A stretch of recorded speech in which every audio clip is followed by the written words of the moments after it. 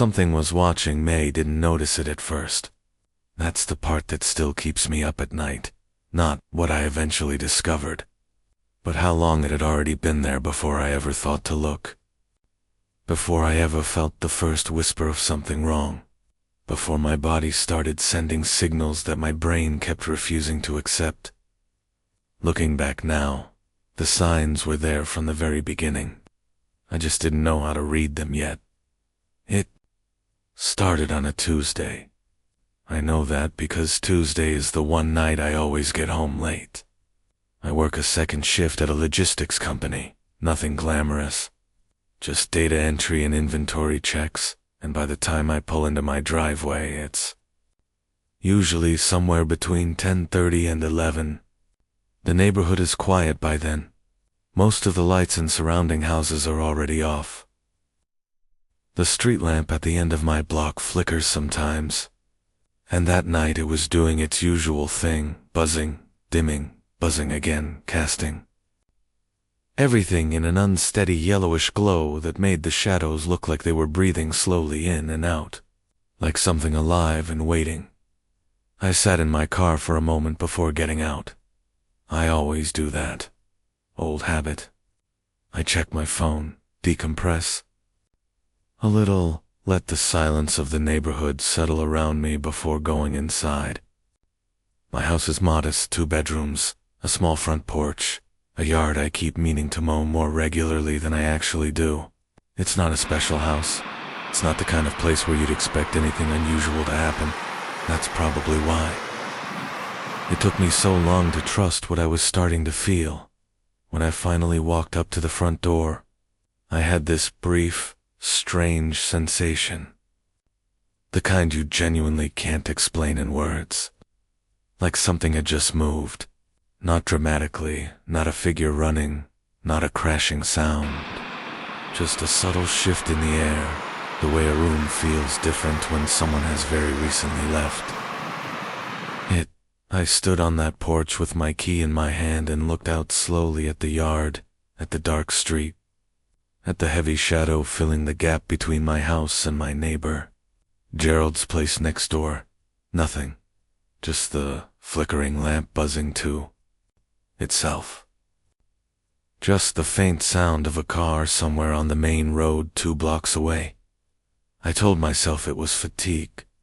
I went inside, locked the door behind me, and didn't think about it again. The second time it happened was Thursday. Same routine, late shift, dark street, quiet neighborhood.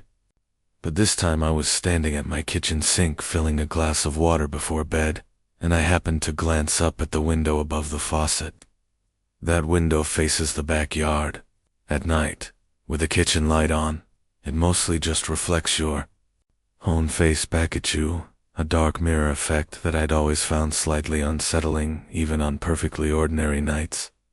That night, I saw my reflection clearly, and then I saw something behind it. Or I thought I did. It was gone so fast I couldn't tell you exactly what it was. A shape, a darkness, slightly darker than the surrounding dark. Something with a vertical quality. Something that had the distinct, unmistakable appearance of standing upright. I turned the kitchen light off immediately, almost by pure instinct, and stood completely still in the sudden dark. My eyes adjusted slowly. The backyard gradually came into view, the silhouette of the old oak tree, the neglected garden bed that was mostly weeds by that point, the wooden fence running along the back property line. The yard was completely empty, not a single thing moving.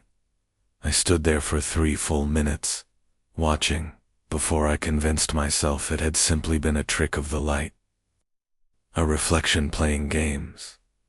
I went to bed. I slept very badly that night, waking twice for no clear reason, lying in the dark and listening to the house settle around me. Once you start noticing something, you can't unnotice it. That's not something people tell you, but it's absolutely true. That little seed of unease had been planted deep, and even when I consciously tried to ignore it, Some quieter part of my mind was always alert. I'd be sitting on the couch watching television and suddenly realized I'd been staring at the dark window for the last 30 seconds without knowing it. I'd be in the middle of making dinner and stop completely, fork in hand. Food on the stove, because I'd heard something outside that might have been footsteps on gravel and might have been absolutely nothing at all. That weekend, I walked the full perimeter of my property in the afternoon sunlight. I told myself I was just checking the fence for damage, being a responsible homeowner. But really, underneath that reasonable explanation, I was looking for evidence. Evidence of something I wasn't quite ready to name yet, even inside my own head. I found it near the back fence, a section of grass that was flattened. Not dramatically, not like something from a crime scene. Just a subtle, low compression, the kind of impression you'd leave if you stood in one particular spot for an extended period of time. It was positioned near the base of the oak tree, sitting inside the deep shadow the tree cast even in full afternoon daylight, and it was placed in a direct, deliberate line with the kitchen window. I walked over and stood in that exact spot. I turned and looked toward the house. The kitchen window was completely visible from there. Perfectly framed. A chill passed through me that had absolutely nothing to do with the autumn temperature. I turned slowly and looked at the fence, the neighboring yards, the houses beyond. Whoever stood in this spot would have been invisible from every direction. Except directly from inside my own kitchen. They had chosen this spot carefully. They had thought about angles. They had thought about shadows. I went back inside, locked both the back door and the front door, and spent the rest of that weekend quietly pretending I wasn't afraid. Tuesday came again, my late shift, and I was walking up my driveway just before 11 when I noticed the outdoor security light hadn't triggered. It's a motion-activated fixture mounted above the garage door. It has never once failed to turn on when I pull in. I waved my arm in the dark, like an idiot. Nothing happened. I walked directly underneath the unit. Still nothing. The next morning, in full daylight, I got a ladder out of the garage and climbed up to examine the fixture. The bulb was perfectly fine. The sensor unit appeared intact, but when I looked closely at the casing surrounding the sensor lens, I found small scratches, deliberate, concentrated scratches around the housing rim, and there was a faint stickiness on the lens itself. A slight tackiness, like residue left behind by something adhesive that had been applied, and then carefully removed. Someone had covered my motion sensor with tape or a similar material, then uncovered it again after they were finished. The entire purpose was to move around my property in complete darkness without triggering the light, and they had removed whatever they used afterward. Presumably so I would never know they'd been there, except they hadn't anticipated the scratches, or the residue, or me noticing either. I called the police that same afternoon. An officer arrived, walked around the property, examined the light fixture, looked at the flattened grass, and wrote notes in a small notebook with the kind of careful, practiced neutrality that told me he'd handled nervous homeowners before and had learned not to fully validate their fears. He said there was no direct evidence of criminal trespassing. He suggested I install security cameras. He gave me a reference number and left within 30 minutes. I ordered 2 cameras that same night, one for the front of the house, one covering the backyard, mid-range models with good night vision and instant motion alerts to my phone. They would arrive in 2 days. I told myself that once they were installed and running, I would either catch something real or finally confirm that everything was in my head. Those 2 days felt genuinely endless. I started sleeping with my bedroom light on. I'd lie in bed each night, listening to the house, cataloging every sound, every creak of the walls, every groan of the pipes, filing each one as familiar or unfamiliar, ordinary or alarming. It is an absolutely exhausting way to exist. Your mind never fully rests when some corner of it is permanently standing guard. On the second night, I woke at 2:47 in the morning. No specific sound had woken me, no nightmare. I simply opened my eyes and was immediately, completely wide awake. I lay still, staring at the ceiling. The bedroom light glowed warm and yellow. The refrigerator hummed steadily from the kitchen. An owl called once somewhere in the dark outside and then went silent. Then I heard it. Footsteps in the backyard. Soft, measured, deliberate.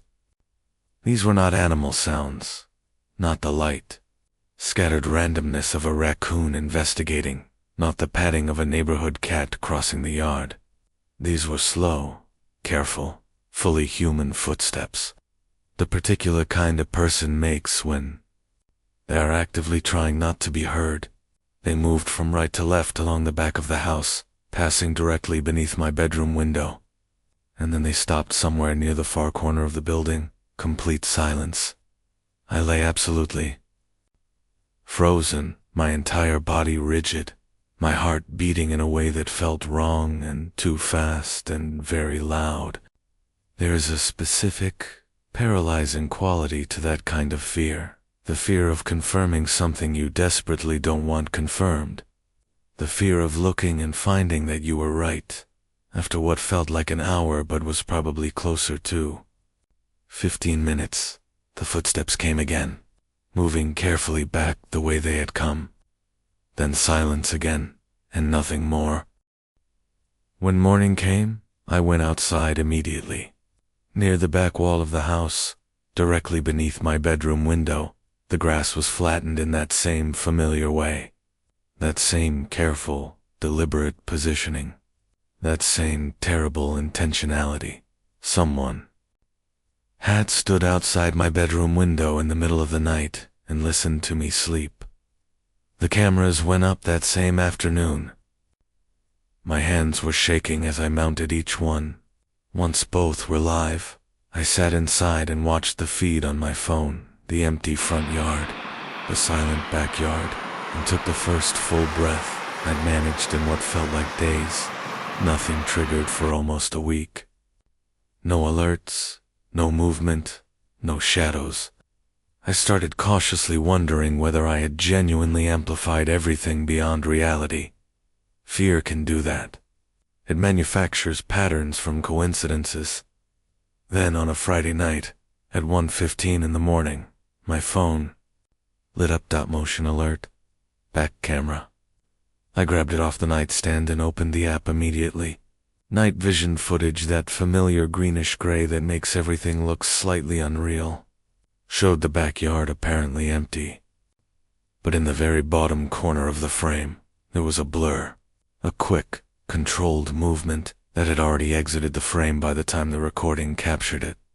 The tail end of something. Something that had been very close to the camera. Close. Enough that it had almost certainly known exactly where that camera was positioned. I watched the clip 30 times. The blur was vertical, deliberate, and moved with unmistakable human coordination.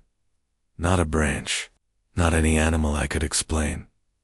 I went to the police station in person the next morning.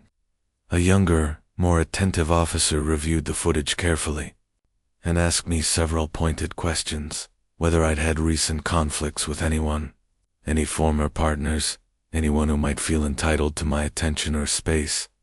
I thought about Daniel immediately, a relationship that had ended 7 months earlier. Not violently, not explosively, but with the slow, grinding accumulation of resentment that leaves one person feeling deeply wronged in ways they can never quite fully explain. He had called twice in the months after we ended, late at night. Both times, I had let both calls go to voicemail. I had never listened to them. I gave the officer his name, She wrote it down carefully. That afternoon I sat in my car in my driveway and finally listened to both voicemails. The first was from 7 months ago. His voice was controlled, almost rehearsed. He said he wanted to talk, that he'd been thinking about me constantly, that things felt unfinished. He didn't sound angry or threatening. He sounded quietly, persistently sad, and somehow that particular tone frightened me more than anger would have. The second voicemail was from 3 months ago. His voice was quieter, lower. He said he'd driven past my house, that he happened to be in the neighborhood. But the way he phrased it, the pauses, the careful word choices, it didn't sound like an accident at all. He said I looked well. He said he was glad I seemed okay. He had watched me outside my own home, and rather than speak, rather than approach, he had simply observed silently, then called me hours later to tell me I looked well. I forwarded both recordings to the officer, and couldn't stay in the house that night. I called my sister, told her I needed to stay over, and she asked no difficult questions. She made the guest room up and sat with me on her couch, watching quiet television until past midnight. But even there, in a house I'd slept in many times, I kept checking the windows. The fear had followed me out of my own home. It was no longer about a specific location. It lived in me now. For 11 days, nothing more happened. Then on the 12th night, at 11:48 p.m., the front camera triggered. A man was standing at the edge of my driveway, perfectly still, not approaching, not hiding, just standing at the exact border of my property, his face angled directly upward toward the camera lens. He stood there for 47 seconds. I know, because I counted, and then walked away. Slowly and calmly down the street, I called 911. A patrol car arrived, but the street was empty in both directions. The detective assigned to my case called early the next morning. The footage was clear enough. They were bringing Daniel in for formal questioning. 20-4 hours later, she called back. Daniel had not been living at his registered address for 4 months. A mutual acquaintance, now cooperating with police, confirmed Daniel had been staying in a spare room 4 streets from my house. 4 streets. 4 weeks. Positioned close enough to maintain constant, easy access to my neighborhood. My routines, my property. When they searched the room, they found photographs of me, taken through my windows from outside. Dozens of them, systematic, organized, spanning a long period of time. Me cooking, me watching television, me moving through rooms I believed were completely private. When the detective told me, I went completely silent for a long moment, because those photographs meant something beyond what I already feared. They meant he had been there, not occasionally, not a few times, but regularly. While I lived my ordinary, unguarded life, completely unaware that I was being watched with that level of focused, deliberate attention. Daniel accepted a plea arrangement eventually. There are no contact orders, real legal protections, but those resolutions don't fully restore what gets taken from a person. What gets taken is the functional kind of safety, the ability to stand at your own kitchen sink after dark without wondering what the blackness outside the window might be holding just beyond your reflection. What I want to say plainly is this. We are taught to be reasonable people, to not overreact, to check fear against logic before acting on it. These are mostly good instincts, but they carry a dangerous shadow side. They can cause you to dismiss your own perception at the precise moment your perception is trying to protect you. That first Tuesday night on the porch, that wordless Barely there's sense that the air had just shifted around something invisible. I nearly overrode it immediately. I almost decided in under 5 seconds that it was nothing. Each time the feeling returned, I came extremely close to talking myself completely out of my own experience. I'm glad I didn't. I'm glad I kept following the thread even when I couldn't see where it led. Because here is what I know now. Some part of you will usually know before you can prove anything. Not consciously. You can't name it, can't document it, can't present. It has evidence. But something registers. Something older than logic in the human brain picks up on the subtle wrongness of a familiar space, on the quiet alarm of territory that has been entered without permission. Trust that part. Especially when everything looks normal. Especially when the yard is empty and the street is still and every rational explanation is right there. Ready and convincing and easy to accept? The evidence came later. The cameras, the footage, the photographs, the investigation. All of it came later. But the feeling came first. On a Tuesday night, on a porch, with a flickering street lamp and a key in my hand, and one small, easily dismissed sense that the darkness had just rearranged itself around something I wasn't yet able to see. I didn't dismiss it. Whatever's watching. Your body will know before your mind does. The only question is whether you'll allow yourself to believe it. I do now.